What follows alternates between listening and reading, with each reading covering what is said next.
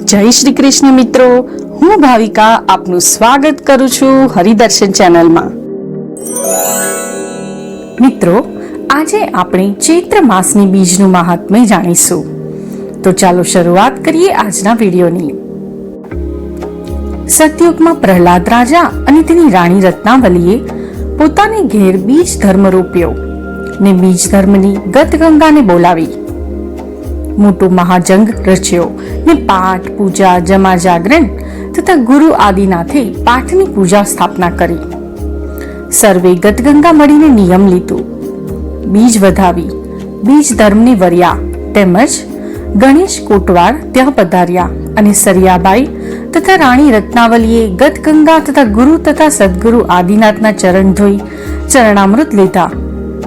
ત્યાર પછી બીજા યુગમાં હરિશ્ચંદ્ર રાજા અને સતી તારાદેએ માતંગ ઋષિને બોલાવી પાઠ, પૂજા, જમા જાગરણ કર્યા. બીજ ધર્મના પ્રતાપે સૂર્ય ભગવાન જેના કોટવાડ થયા એ સર્વોએ બીજ વધાવીને બીજ ધર્મને વર્યા. માતંગ ઋષિના ચરણ ધોઈ ચરણામૃત લીધા. ત્યાર પછી ત્રીજા યુગમાં પાંડવોએ પોતાના ઘેર માર્કુંડ ઋષિ તથા ધૌમ્ય ઋષિને બોલાવ્યા, પાઠ, પૂજા, જમા જાગરણ કર્યા ને ત્યાં ગોરખનાથ તથા હનુમાનજીની કોટવાડ થઈ પધાર્યા ને કોડી પાવડ વર્તાવીને બીજને વધાવી બીજ ધર્મનો નિયમ લીધો. ત્યાર પછી ચોથા યુગમાં કળિયુગમાં બલિરાજા અને રાણી વિદ્યાવલી બંનેએ ગુરુ શંકરાચાર્ય તથા ગતગંગાને બોલાવી બીજ ધર્મની પાઠ, પૂજા, જમા જાગરણ કર્યું. ત્યાં ભૈરવનાથ કોટવાડ બની પધાર્યા અને ગુરુ શંકરાચાર્ય તથા ભૈરવનાથ આદિ સર્વે ચરણ ધોઈ ચરણામૃત લીધા ને નિર્વાણ પદને પામેલા અને ગતગંગામાં કોળી પાવડ વર્તાવી અને સર્વોએ બીજનું ચરણામૃત લીધું. આ બધું ગિરનારમાં 84 સિદ્ધના બેસણે થયું, જેને સવરા મંડપ કહેવામાં આવે છે. તે હાલમાં મોજૂદ છે. સવરા મંડપમાં બલિરાજાના વખતથી એક ભોયરું છે, જ્યાં બલિરાજાએ પાઠ પૂજા કરેલી. તે દિવસની જ્યોત આજે પણ અમર છે. તે રૂમના દરવાજા ખુલતા નથી. તેમજ બાજુમાં બીજો ઓરડો બનાવેલો, તેમાં દર બીજે મહાધર્મનો પાઠ મંડાય છે ને સર્વે જતી સતી નિવારણ પદને પામેલા સર્વો મળે છે, બીજ વધાવે છે ને સર્વો સિદ્ધોના ચરણ ધોઈને ચરણામૃત લે છે ને ત્યાં તેને સર્વ ગતગંગા સવરા મંડપ કહે છે. જે ભોયરામાં અમર જ્યોત ચાલુ છે તેને કલ્કી ભગવાન તથા મેઘારાણી આવીને વધાવશે. સર્વો ગતગંગાએ ગુરુ શંકરાચાર્ય પાસેથી બીજ મહાત્મય સાંભળ્યું ને સર્વોએ બીજનું ચરણામૃત લીધું, બીજ ધર્મને વર્યા. ત્યાર પછી રામ અવતારમાં સબરીબાઈએ પોતાના ગુરુ માતંગ ઋષિ અને સરભંગ ઋષિ પાસેથી સનાતન બીજ ધર્મ જાણ્યો અને બીજ ધર્મને વર્યા અને બીજ વધાવીને પંપા સરોવરને કાંઠે બધા ઋષિ મુનિઓને બોલાવીને પાઠ, પૂજા, જમા જાગરણ કર્યા. સર્વે બીજ ધર્મે વર્યા અને સર્વે ઋષિ મુનિઓના ચરણ ધોઈ ચરણામૃત લીધા.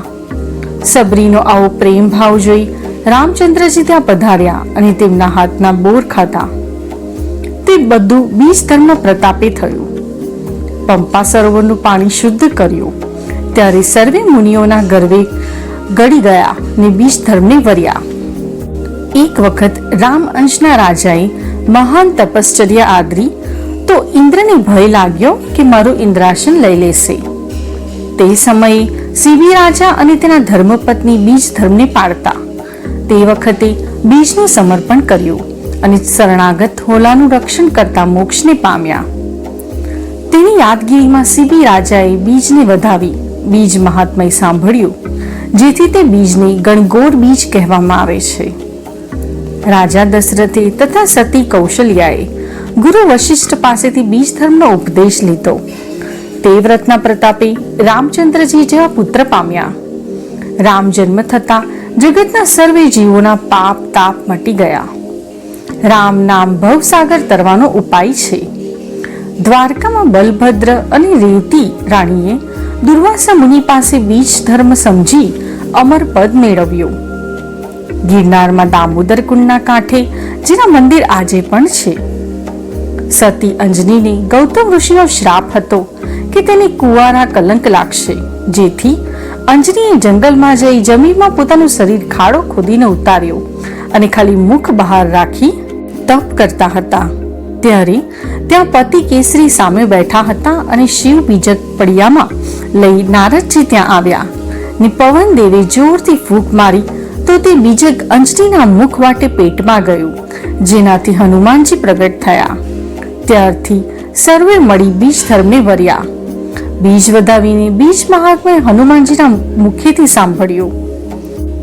મથુરામાં વસુદેવજીએ પોતાની 7 પત્નીઓ સાથે મળી બીજ ઉજવીને બીજ ધર્મને વર્યા. તેમની 7 પત્નીઓના નામ સતી રોહિણી, મદિરા, ભદ્રા, હંસાલી, દેવકી, વરુથી સર્વોએ મળી ગુરુ દુર્વાસા પાસેથી બીજ ધર્મનો ઉપદેશ લીધો, જેનાથી તેઓ અમર થયા.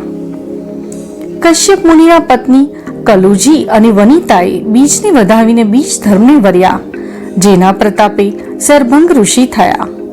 વિધાતાએ સરભંગ ઋષિના આશીર્વાદથી મુક્તિ મેળવી.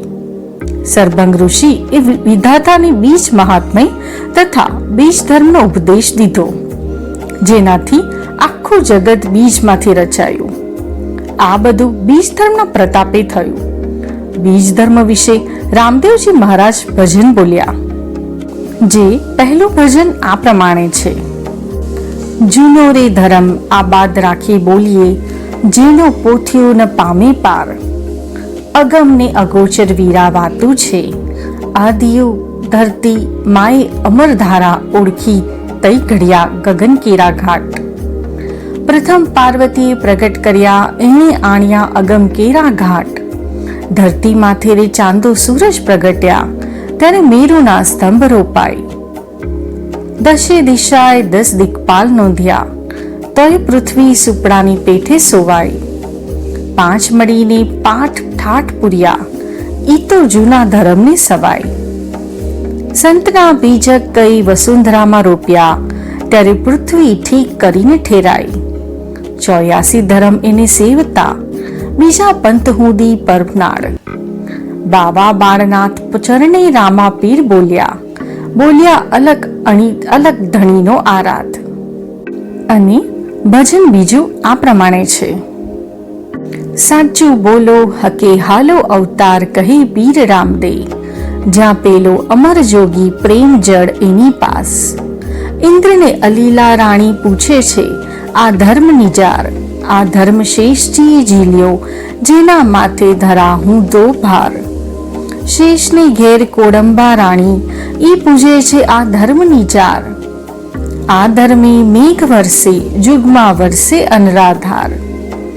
ઇન્દ્રને ઘેર અજમેરા રાણી, ઈ પૂછે છે આ ધર્મ નિજાર.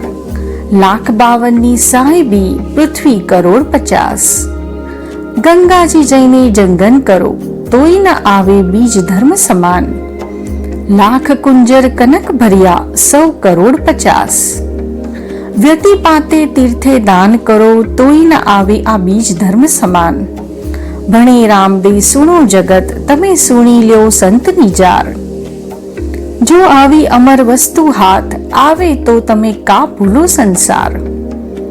બીજ ધર્મ નિજાર ધર્મ, સનાતન ધર્મ એ સર્વ એક જ છે, જે ધર્મે અનેક સિદ્ધ થયા છે. બીજ ધર્મથી વિશેષ કોઈ ધર્મ નથી. માટે બીજ ધર્મ પાળો, બીજ વધાવો. બીજની રાતે જમા જાગરણ, પાઠ પૂજા, સંત સેવા, ગુરુ પૂજા આ સર્વે કરવાથી અશ્વમેઘ યજ્ઞનું ફળ મળે છે. ઇતિ શ્રી ચૈત્ર માસની બીજનું મહાત્મય અધ્યાય 6 સંપૂર્ણમ. ઓમ જય શ્રી રામદેવજી મહારાજ. આશા રાખું છું મિત્રો કે આપને આ વિડીયો પસંદ આવ્યો હશે. તે માટે વિડીયોને લાઈક જરૂરથી કરજો, મિત્રો સાથે વિડીયો શેર કરજો તથા આવા જ વધુ વિડીયો જોવા માટે હરિદર્શન ચેનલને સબસ્ક્રાઇબ અવશ્ય કરજો. ધન્યવાદ. જય શ્રી કૃષ્ણ.